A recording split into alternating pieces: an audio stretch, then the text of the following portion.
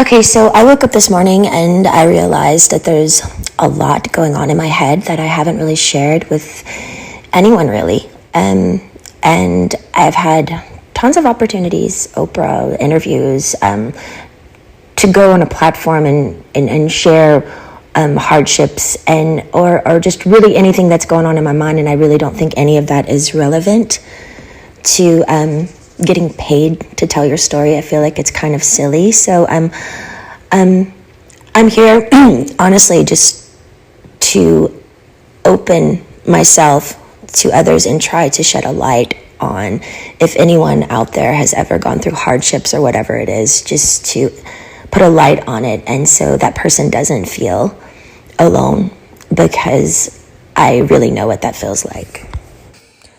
I haven't honestly shared this openly too as well, because I've always been scared of the judgment and definitely the embarrassment of the whole thing, period, and the skepticism and the cynical people of what and their opinions of what people would actually think. I do think I'm in a place now where I'm a little bit more confident that I can be willing to share openly my thoughts and what I've been through, because I haven't really had that outlet to share completely openly for so long, just scared of judgments, thoughts of other people and what they think or what they may say. And I think it's crucial for my heart and my head to be able to speak openly about it as if anyone else would. Well, the actual conservatorship actually started, I think, 15 to 16 years ago. I was 25 when it started. I was extremely young. I remember a lot of my friends texting me and calling me, and we were extremely close, and they wanted to see me, but what had happened, I honestly still to this day don't know what really I did, but the punishment of my father, I wasn't able to, see anyone or like anything. So, and you have to imagine none of it made sense to me. I literally spoke in a British accent to a doctor to prescribe my medication, and 3 days later, there was a swap team in my home, 3 helicopters, and I remember my mom's best friend and my 2 girlfriends. We had a sleepover the night before. They held me down on a gurner, and again, none of it made sense. Literally, the extent of my madness was playing chess with, when it was playing chase with paparazzi, which is still to this day one of the most fun things I ever did about being famous. So I don't know what was so harmful about that. But I remember my mom was sitting on the couch and she said, "We've heard people are coming here today to talk to you. We should probably go, to a hotel or something." And I never really understood what she meant. I didn't believe her. Like, is a lawyer coming here? Who is coming here? Then 4 hours later, there were over 200 paparazzi outside my house videotaping me through a window of an ambulance, holding me down on a gurner. I know now it was all premeditated. And a woman introduced the idea to my dad, and my mom actually helped him follow through and made it all happen. It was all basically set up. There was no drugs in my system, no alcohol, nothing. It was pure abuse.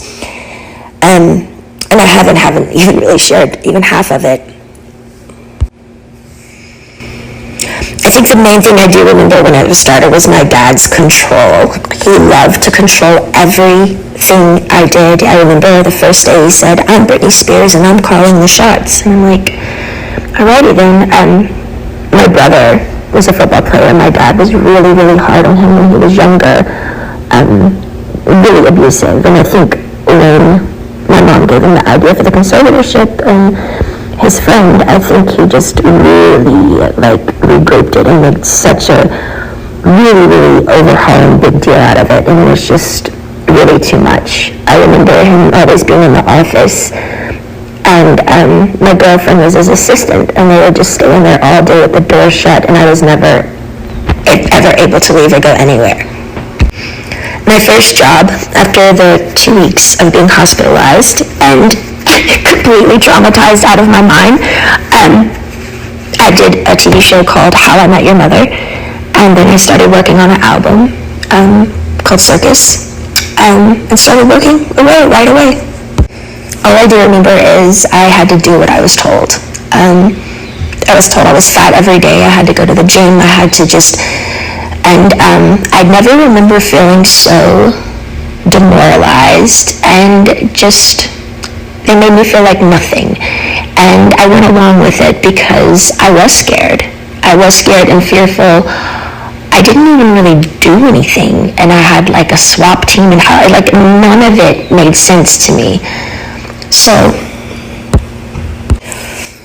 since that day, I did probably 4.5 tours. I did an album circus, Femme Fatale, Britney Jean, and Glory. And then I started doing a Vegas show in Las Vegas, and I did that for 4.5 years. I do remember working, and I got to a point where, because my pride in my 30s, I have to live under my father's rules, and, the dancers are playing and drinking and having fun at nights in Vegas, and I couldn't do anything. And I remember just being like, my performances, I know, were horrible. Like, I even wore wigs, and all the dancers were doing all these nice, sexy head flip turns, and I had conditioner treatment in my hair, and like these little caps over my head, and just during the whole show getting conditioner treatments just with wigs on, because I was just like a robot. Honestly, I didn't give a fuck anymore, because I couldn't go where I wanted to go. I couldn't have the nannies that I wanted to have. I couldn't have cash, and it was just demoralizing. So I was kind of like in this conspiracy thing of people claiming and like treating me like a superstar, but yet they treated me like nothing. But for some reason, I started to get a spark back. I remember recording Glory, and for some reason I think producing and making music, and I went to this little Spanish house, and I got the fire back in my eyes for some reason, and it was at the end of recording Glory, and my son named it, and things started kind of taking a turn, because I started getting more confidence just for myself. And I think with confidence, people kind of like, oh wait, what's going on now? Like, she's speaking up a little bit more, but it might not be particularly a good thing if I've been quiet for 15 years. I think with confidence comes enlightenment, which makes you think better. And that's the last thing they wanted me to do, was to actually be better, because then who would be in control then? But it was really tricky, because I had to just play this role that everything was okay all the time, and I had to go along with it because I knew they could hurt me. So I'm sitting here, like, my friends all drinking alcohol and having fun in these parties, and had no cash. I literally felt like a nun. My girlfriends from home came to visit me in a spa, and I couldn't even walk into the spa, and they had their feet doing pedicures in the water, and the 3 ices of bottles of champagnes before my show, just sitting there, and I wasn't even acknowledged by them, my own hometown friends, when they would come to Vegas, and it was just, it was demoralizing, I will say. You also have to understand, it's like, 15 years of touring and doing shows, and I'm 30 years old under my dad's rules, and all of this is going on, and my mom's witnessing this, and my brother is witnessing, and my friends are witnessing it, and they all go along with it. And I'm like, how am I the one working here and doing all this, but I don't get the side things that, the good stuff, I want to be able to play. I want to be able to have fun. Like, none of it made sense to me. Well, the last show in Vegas ended 2017. I went on tour, which of tour I was forced to do, but I was supposed to do a new show. So the new show came along. I rehearsed, I think, maybe 4 days ago. I don't really remember, but I went to one of the rehearsals, and I said no to a dance move. I was like, no, can we do that? I don't want to do this. And then I just remember everything got really weird and quiet, and all the directors and producers went in the back room and just spoke. And that was it. And I was like, well, I don't know what's going on. So we all just kind of like, what happened? Sent away to a facility, and that I was supposed to say on my Instagram the reason why is because my dad is sick and I need treatment, which was, I didn't want to ever go there. I remember my dad calling me on the phone, and I was crying, and I was like, why are you guys doing this? Like, what? And I just remember him saying, it's in your hands, you have to listen to the doctors. The doctors are going to tell you what to do. I can't help you now. And one of those last words were, now, you don't have to go, but if you don't go, you're going to go to court, and there'll be a big trial, and you're going to lose. I have way more people on my side than you. You don't even have a lawyer, so don't even think about it. So I did it. I went to the place. I was scared out of my mind. And none of it, again, made any sense of what they were doing to me. And again, I haven't wanted to share this because it's unbelievably offensive, sad, abusive, and honestly, would anybody believe me? I remember the main thing of when I was in that place, that my heart felt like it was frozen, like it was stuck inside. I wanted to scream and I wanted to get out. And I think by a needle and thread, it was the breathing peacefully inward that I missed the most. I felt like I was in a state of shock, almost like when an old person feels helpless and they're literally going through some sort of shock treatment and they can't relax their body because they don't have the answers of why they can't have their own keys to their car and put it in the ignition and walk outside, and their own security guards at every door saying they can't go, sitting down, drawing 6 galls of blood every week, weak as hell, and then calling, and my family is in Destin at my beach house. It didn't make sense.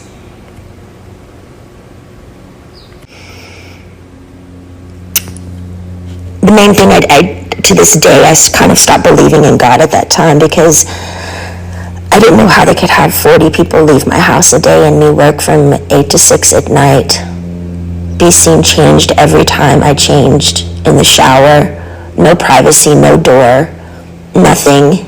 How did they get away with it, and what the fuck did I do to deserve that?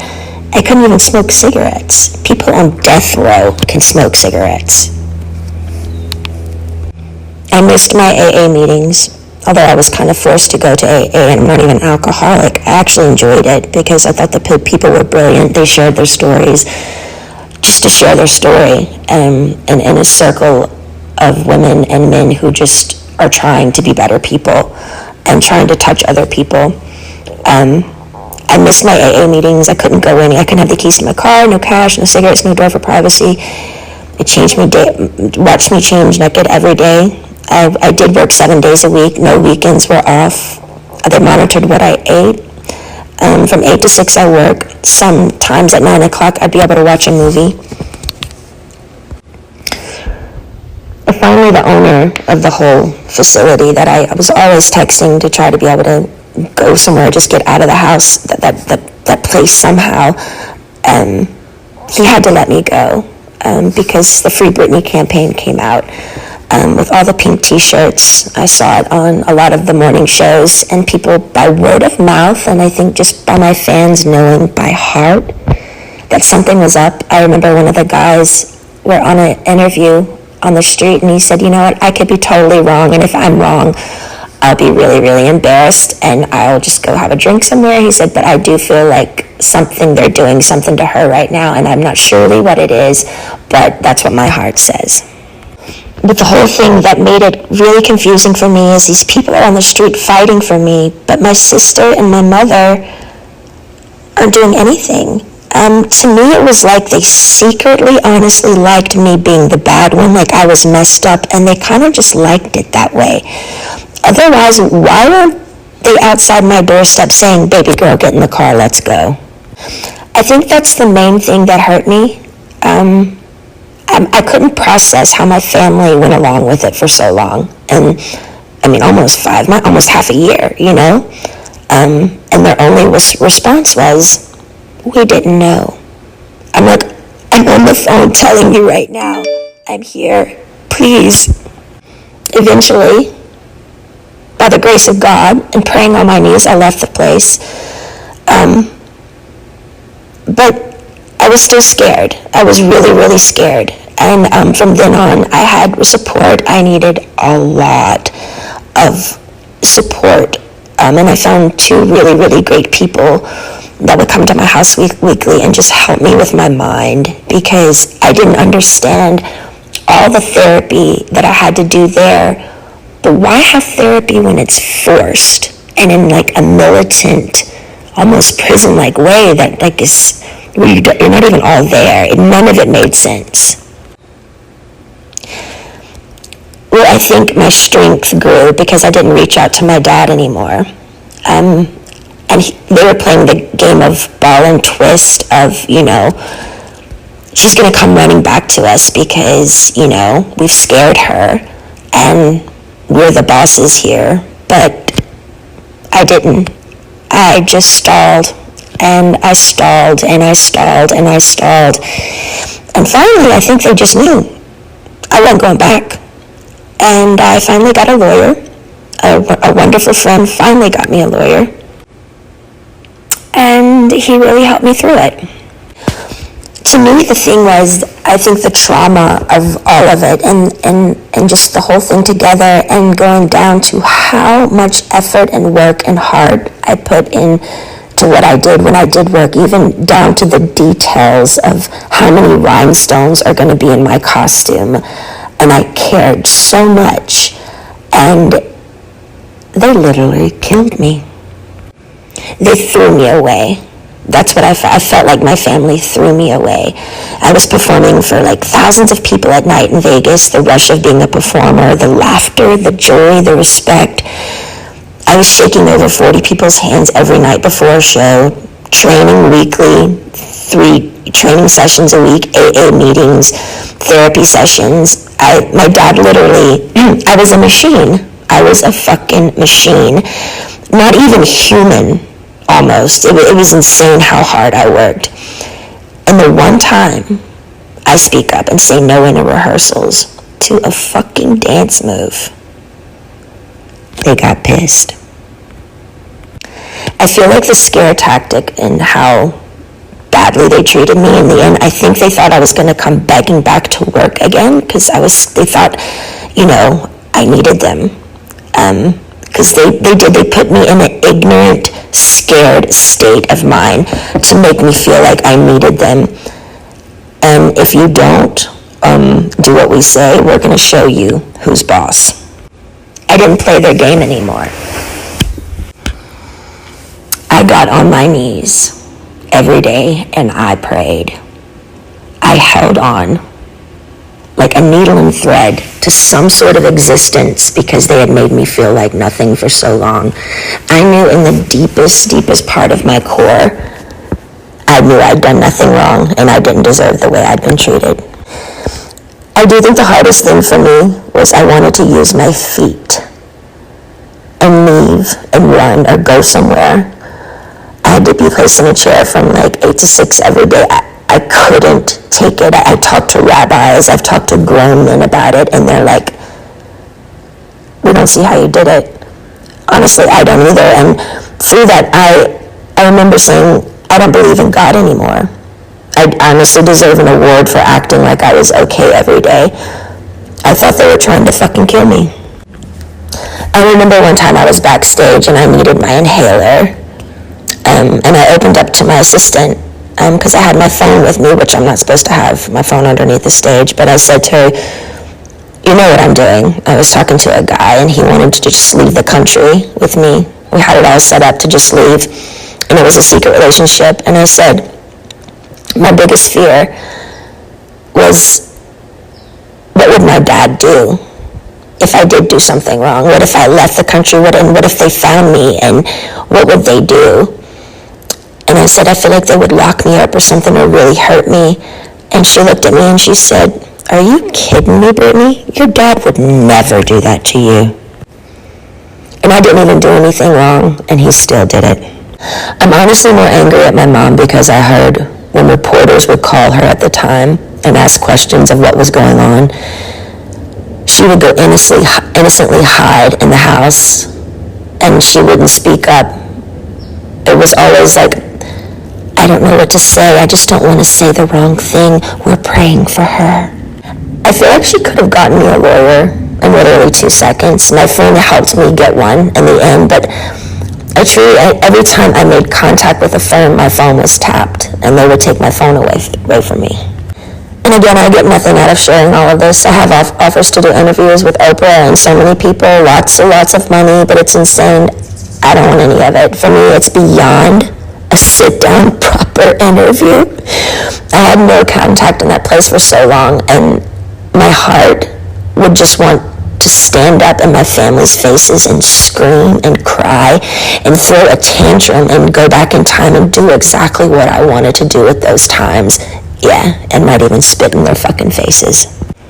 Why? Because the pain my family gave me, sitting me there all day and not being able to use my feet, as they watch their grandchildren run bases to base in a family neighborhood, as if I'm dead or I don't exist, honestly makes me look up and say, how the fuck did they get away with it?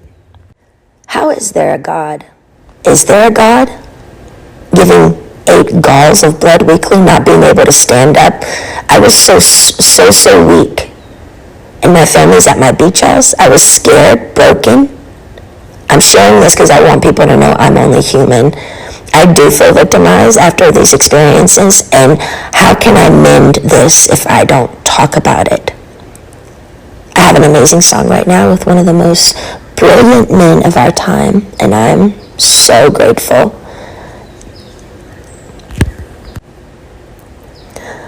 But if you're a weird introvert, oddball like me, who feels alone a lot of the time, and you needed to hear a story like this today so you don't feel alone,